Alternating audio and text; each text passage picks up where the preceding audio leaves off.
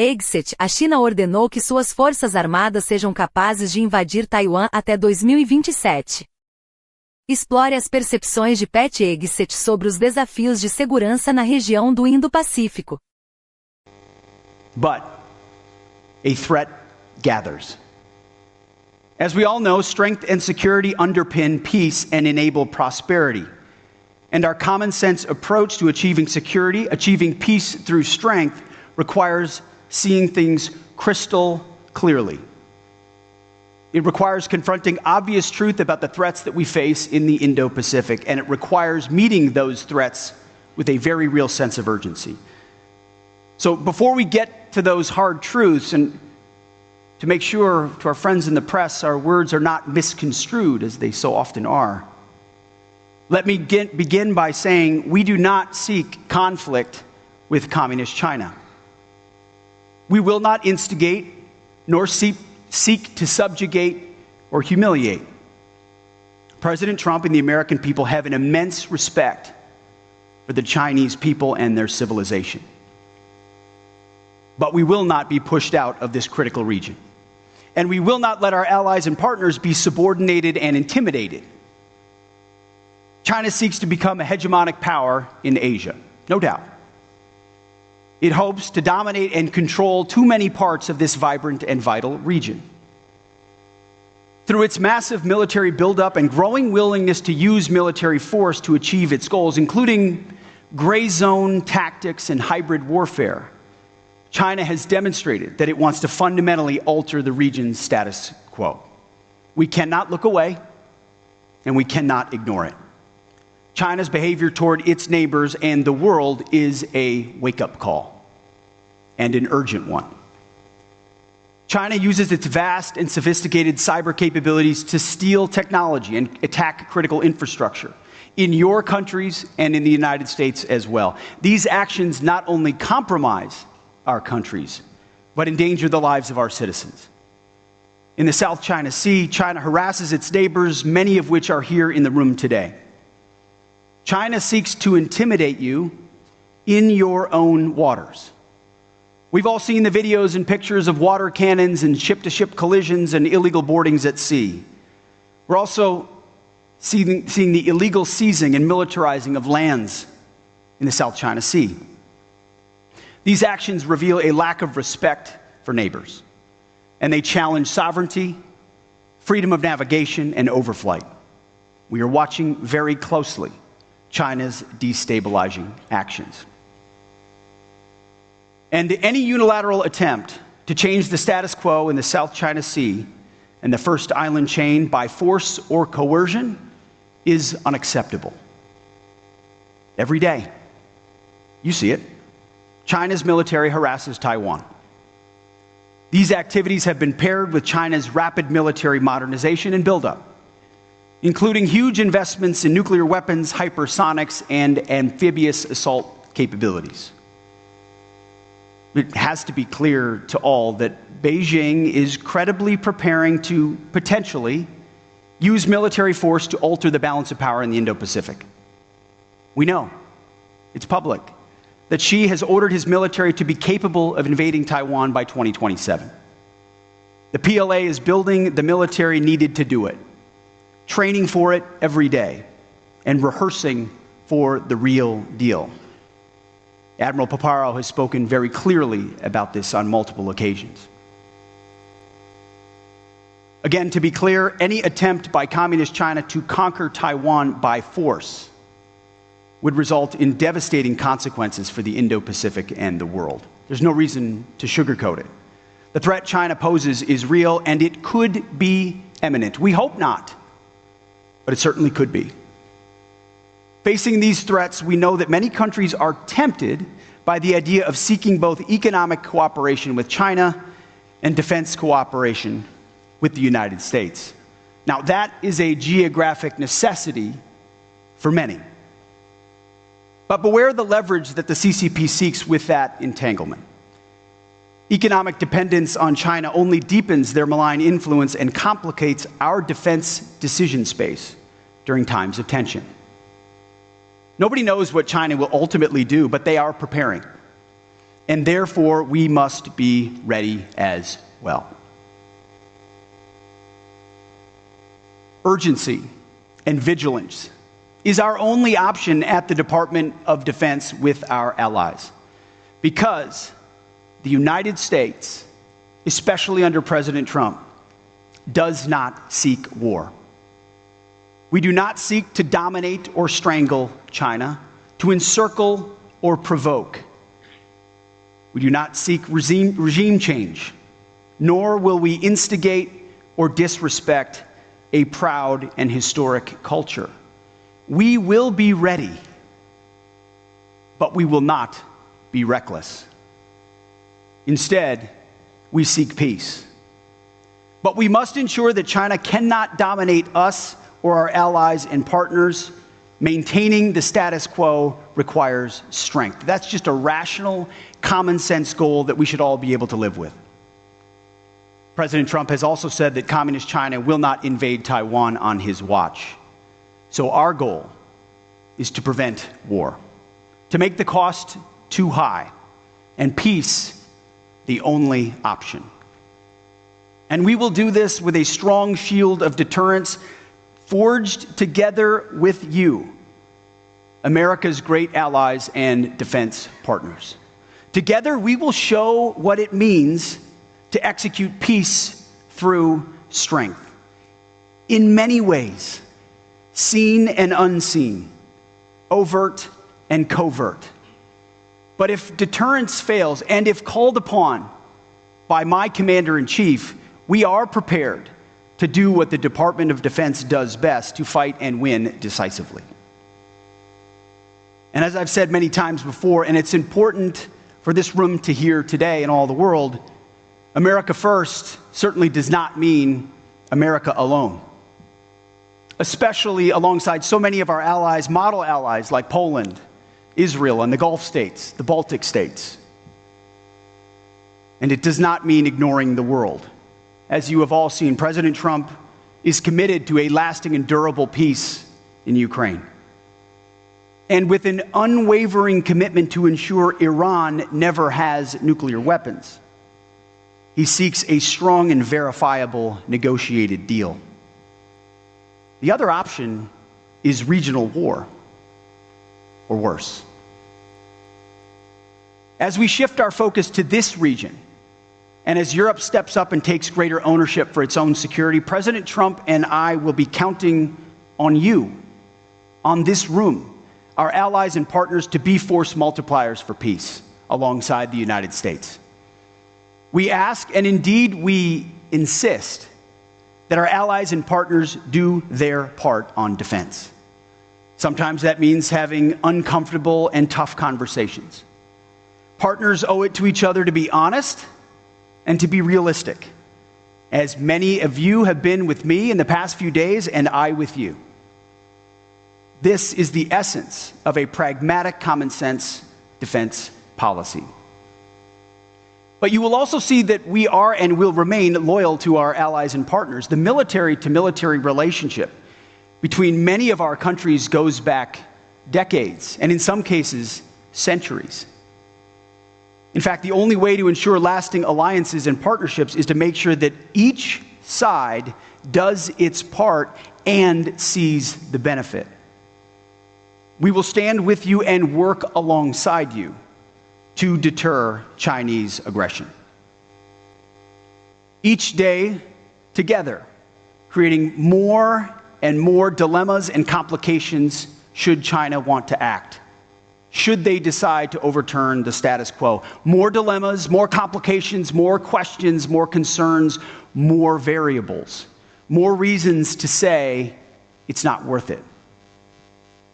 No one should doubt America's commitment to our Indo-Pacific allies and partners. We will continue to wrap our arms around our friends and find new ways to work together, not only our treaty allies here, but also our key defense partners in ASEAN and across the Indo-Pacific. For example, look no further than to our growing defense relationship with India, where we pass new milestones by the day, from shared ventures of our defense industries to the increased operational coordination and interoperability between our two militaries. I urge all of our allies and partners to seize this moment with us. Our defense spending must reflect the dangers and threats that we face today. Because deterrence doesn't come on the cheap. Just ask the American taxpayer. Time is of the essence. We must step up and move out with urgency. And it's hard to believe a little bit, after some trips to Europe, that I'm saying this, but thanks to President Trump, Asian allies should look to countries in Europe as a newfound example. NATO members are pledging to spend 5% of their GDP on defense, even Germany. So it doesn't make sense for countries in Europe to do that while key allies in Asia spend less on defense in the face of an even more formidable threat, not to mention North Korea. Ultimately, a strong, resolute, and capable network of allies and partners is our key strategic advantage. China envies what we have together, and it sees what we can collectively bring to bear on defense. But it's up to all of us to ensure that we live up to that potential by investing. U.S. allies in the Indo-Pacific can and should quickly upgrade their own defenses. President Trump said it himself last month in Riyadh and will never hesitate to wield American power swiftly and decisively if necessary. That is reestablishing deterrence.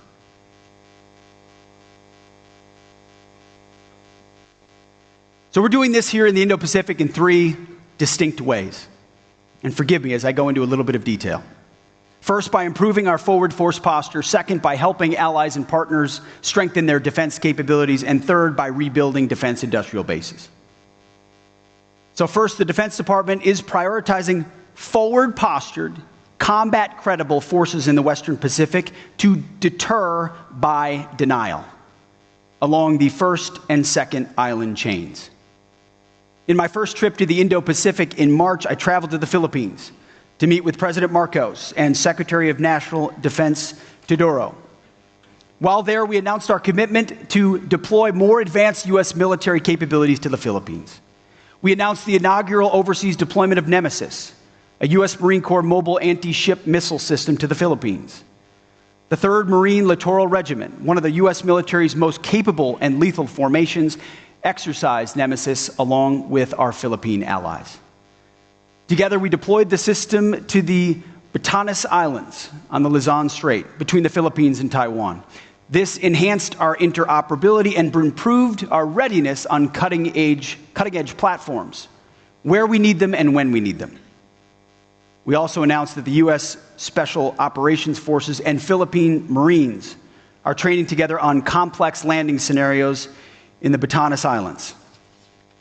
This demonstrates that our forces can conduct high-end operations in the most challenging of environments. I also had a chance to visit Tokyo and meet with Prime Minister Ishiba and Defense Minister Nakatani. We announced that we're upgrading U.S. Forces Japan headquarters. This is about warfighting and deterrence as well as common sense. Upgrading USFJ demonstrates the significant work of the U.S.-Japan alliance as it evolves to emerging threats. It also reflects the progress the alliance has made toward improving interoperability and strengthening Japan's capabilities. And this summer, the U.S. Army has plans to conduct its first ever live-fire test of its mid-range capability system in Australia. This will be the first time that system is fired west of the international date line. The first time it's been tested on foreign soil. Deployments like this represent a commitment to the region, and there are many more planned. On the home front, the Golden Dome for America will protect the U.S. homeland against a catastrophic missile attack by adversaries. We will strengthen missile defenses for the U.S. homeland as we look for ways to improve regional missile defenses right here in the Indo-Pacific. We're also using regional integrated air and missile defense and we're deploying several key missile defense technologies and data sharing partnerships with Japan and Australia, leveraging America's best-in-class technologies to strengthen regional air and missile defense architectures. Second, we're supporting allies and partners as they strengthen their own defense capabilities and capacity. We want to empower you as partners, not dependents, to work more capably with the United States. We're working to rapidly deliver the kinds of off-the-shelf, innovative, autonomous systems for which the American defense industry is renowned. It's why the department partnered with U.S. industry to launch the Maritime Security Consortium. This consortium will build and sustain maritime domain awareness to deliver real operational effects by employing unmanned aircrafts and vessels. These capabilities, delivered quickly and at a lower cost, give a cutting-edge advantage to the hands of warfighters and our defense partners in Southeast Asia. A critical part of working with our partners is increasing interoperability, learning how to sail, fly, and fight as one. This year's Balikatan exercise in the Philippines was the largest ever. In the South China Sea, we continue to conduct regular maritime activities alongside Australia, Japan, and the Philippines. We're also expanding our security partnership with India through robust military exercises like Tiger Triumph. And we're also amplifying cooperation within the Quad and other multilateral frameworks. Within the Quad, we're also leading an initiative called the Indo-Pacific Logistics Network, enabling Quad partners to leverage shared logistics capabilities in the Indo-Pacific. You know, they say rookies talk strategy, pros talk logistics. And we're grateful for the opportunity to train with all our allies in the region in other exercises like Talisman Sabre with Australia and Cobra Gold in Thailand. These exercises enhance our lethality while improving our readiness to respond at a moment's notice. And that was certainly put into practice last March with the Thai military in response to the earthquake there. Flying and sailing and operating together in peacetime ensures we are prepared for the unexpected. And third, we are revitalizing our defense industrial bases and reallocating resources toward the most lethal and effective capabilities. We're doing this because success of the warfighters requires it. It's one thing for an adversary to see multinational forces operating together in exercises. It's another thing entirely for that same country to see an integrated defense industrial base supporting those forces and standing ready to keep them in the fight. That's why we are pleased to endorse the Partnership for Indo-Pacific Industrial Resilience, also known as PIPER, a U.S.-initiated multilateral forum of 14 allies and partners working with industry, capital providers, and key non-governmental stakeholders to strengthen industrial resilience, expand our capacity, and accelerate deliveries. So today I'm proud to announce the first PIPER projects. The first project plans to establish repair capability and capacity for P-8 radar systems in Australia. It'll also enable Indo-Pacific allies and partners operating the aircraft, including New Zealand and the Republic of Korea, to repair aircraft within the region, rather than relying on single repair sources in the continental United States. The second is a project that will develop standards for small unmanned aerial systems across the Indo-Pacific, identifying secure sources of production for their critical components and increasing global supply chain resilience for these essential systems. Similarly, we are working through our regional sustainment framework to do things like expand existing contracts for U.S. Army watercraft repair. The goal of this initiative is to bring in more providers and expand existing repair capability more broadly across the Indo-Pacific. We'll also use our allies' world-class ship repair capabilities to enhance the U.S. Navy's operational effectiveness to save taxpayers money. These moves will strengthen regional resiliency by increasing access to repair capabilities in theater and reducing dependency on faraway supply chains. We're deepening our cooperation with Australia's guided weapons and explosive ordnance enterprise with historic momentum and purpose. This work secures our technological edge and makes our munition supply chains resilient. In the last 2 months, we've reached an agreement for Australia to produce 155 millimeter ammunition and to assemble guided multiple launch rocket systems, or GMLRS. These steps enhance our readiness and facilitate upgrades to our collective defense industrial base. And we're working with India to co-produce equipment needed to deter aggression. And this includes negotiating an agreement to bring our industrial bases ever closer. Last month, we held our first ever U.S.-India industry government experts exchange to produce and field state-of-the-art autonomous systems as part of the U.S.-India Autonomous Systems Industry Alliance. So across the board, the United States, our allies, and our partners have made great progress in these and many other areas towards achieving peace through strength, but we have to move quickly, and we have no time to waste.